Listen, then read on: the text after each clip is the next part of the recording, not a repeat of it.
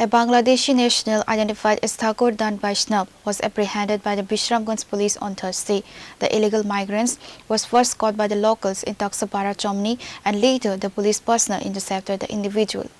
OC Ajit Barma stated that he entered Indian territory illegally. Failing to produce any valid travel documents or a passport, the police have produced him to Bishramganj court and a case has been filed against him.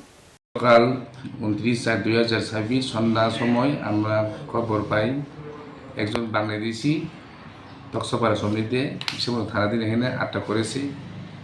এখানে গ্রামবাসীরা তখন সঙ্গে সঙ্গে খবর পাওয়ার মাত্র আমরা ঘটনাস্থলে গিয়ে ওই বাংলাদেশিকে আমরা সেখান থেকে উদ্ধার করি এবং আটক করতে সক্ষম হই।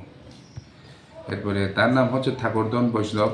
সে বাংলাদেশি একজন, বয়স 55, রামলাল বৈষ্ণব, কারসা, পাহাড়পুর আর হাবিগঞ্জ জেলার যে একজন বাংলাদেশি। সে উইদাউট পাসপোর্টে ভিসার কোনো কাগজপত্র ছাড়া সে ভারতে এনে এন্ট্রি করিয়েছিল।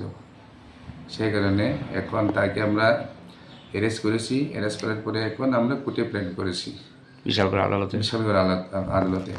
তার মামলার নাম্বার হচ্ছে বিশ্বনাথ থানার 16/2026 under section 3, 6, 7, 21, 23 of the Immigration and Foreign Act 2025 দ্বারা অনুযায়ী আমরা কেস রেজিস্ট্রি করেছি এবং এই কেস এখন এখানে আন্ডার ইনভেস্টিগেশন আছে।